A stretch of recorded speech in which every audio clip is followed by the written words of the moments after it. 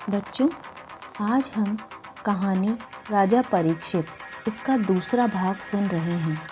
प्रथम भाग में हमने सुना था कि राजा परीक्षित कलयुग को स्वर्ण में स्थान देने के पश्चात अपने राज्य से चले जाने के लिए कहते हैं, परंतु कलयुग छल करता हुआ राजा के स्वर्ण मुकुट में सूक्ष्म रूप से बैठ जाता है और राजा को पता भी नहीं चलता। राजा निश्चिंत होकर शिकार के लिए आगे बढ़ जाते हैं। राजा परीक्षित जंगल में भटकते रहते हैं, परंतु उन्हें कोई शिकार नहीं मिलता। वे बहुत अधिक व्यथित हो जाते हैं और थकान से भर जाते हैं। राजा को प्यास भी विचलित करने लगती है। तभी थोड़ा ढूंढने पर राजा को एक आश्रम दिखाई देता है।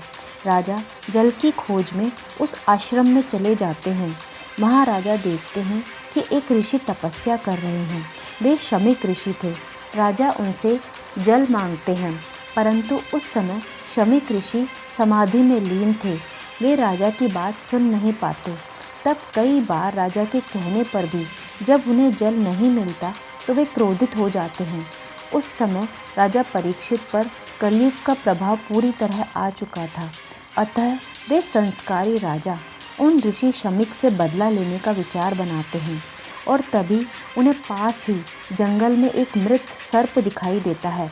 राजा अपने धनुष की नोक से उस मृत सर्प को उठाकर ऋषि शमीक के गले में डाल देते हैं और उनका उपहास करते हुए वहां से वापस अपने महल चले जाते हैं।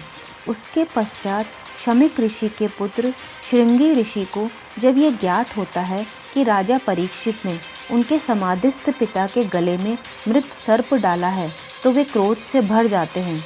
तब श्रृंगी ऋषि राजा परीक्षित को श्राप दे देते हैं।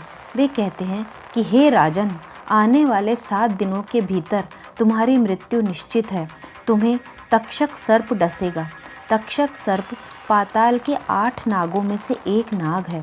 वे कश्यप ऋषि व कृदु नाग कन्या के पुत्र हैं।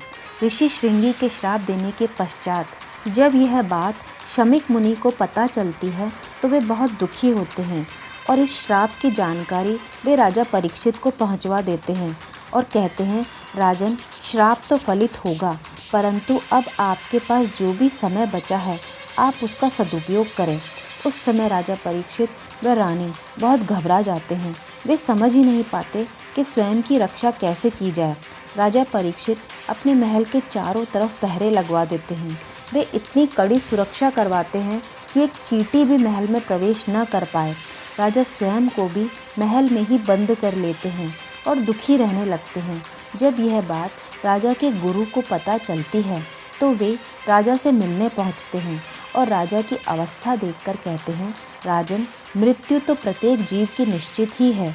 हाँ, माध्यम अलग अलग होते हैं। आप घबराइए मत।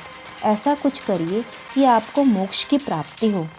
तब उस समय गुरु ज्ञान से राजा परीक्षित को थोड़ा धैर्य मिलता है।